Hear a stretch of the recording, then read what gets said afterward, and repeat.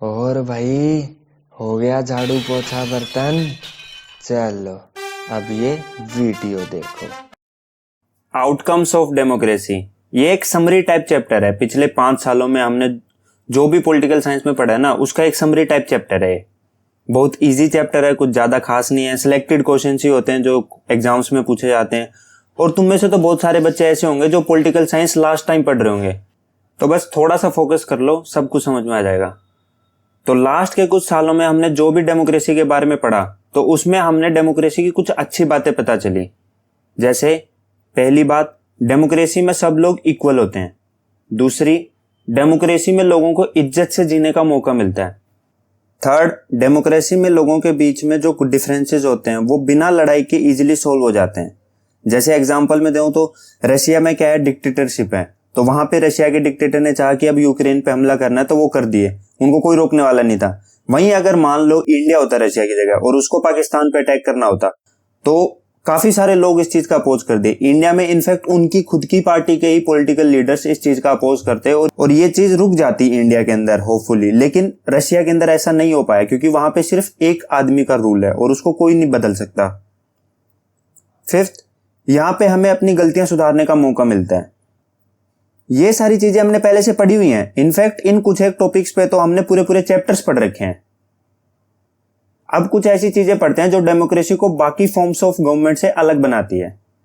पहली चीज तो ये कि डेमोक्रेसी में यह सुनिश्चित किया जाता है कि लोग अपने रूलर को खुद चुने और वो उस रूलर को कंट्रोल भी करें।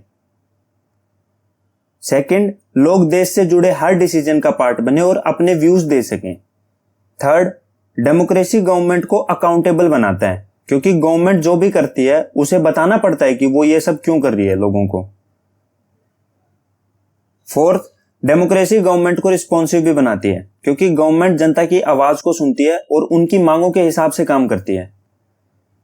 फिफ्थ, डेमोक्रेसी में लोगों को यह पता रहता है कि सारे डिसीजंस रूल्स एंड रेगुलेशंस के हिसाब से लिए जा रहे हैं, जिसको हम ट्रांसपेरेंसी भी कहते हैं। तो ये सब चीजें डेमोक्रेसी को एक लेजिटिमेट गवर्नमेंट बनाती है। लेजिटिमेट मतलब यानी कि एक अच्छी गवर्नमेंट बनाती है। और इसमें कोई डाउट वाली बात भी नहीं है, सब कुछ साफ साफ देखी तो रहा है। वर्ल्ड की हिस्ट्री पढ़ लो यार, और फिर किसी भी टाइम पे किसी भी टाइप की गवर्नमेंट को देख लो, सारी चीजें यही कहेंगे कि डेमोक्रेसी परफेक्ट नहीं तो एटलीस्ट सबसे अच्छा सॉल्यूशन डेमोक्रेसी ही है। अब अगर हम इकोनॉमिक ग्रोथ और डेवलपमेंट की बात करें, तो इस चीज में डेमोक्रेसी थोड़ी सी पीछे रह जाती है। जिन कंट्रीज में डिक्टेटरशिप होती है वो थोड़ी जल्दी जल्दी डेवलप होती हैं, क्योंकि वहां डिसीजंस जल्दी जल्दी लिए जाते हैं। अब मान लो किसी डिक्टेटर के मन में ख्याल आए कि कल यहां से वहां तक रोड बनानी है, तो अगले दिन काम शुरू हो जाता है। वहीं डेमोक्रेसी में बहुत ज्यादा सोच विचार कर डिसीजंस लिए जाते हैं, इसलिए काम थोड़ा सा स्लो पड़ जाता है। मैं अपनी बताऊं तो इतना ज्यादा फर्क भी नहीं होता कि लोग कहने लगे कि भाई फिर तो डिक्टेटरशिप रूल लगा दो क्योंकि इसमें ग्रोथ जल्दी होती है। हाँ, फर्क होता है, बस थोड़ा बहुत ही होता है, इतना भी नहीं होता। जैसे इंडिया में भी डेमोक्रेसी है, फिर भी वो वर्ल्ड की फास्टेस्ट इकोनॉमीज में आता है। तो हमारे केस में तो डेमोक्रेसी ने इधर भी बहुत अच्छा परफॉर्म किया है।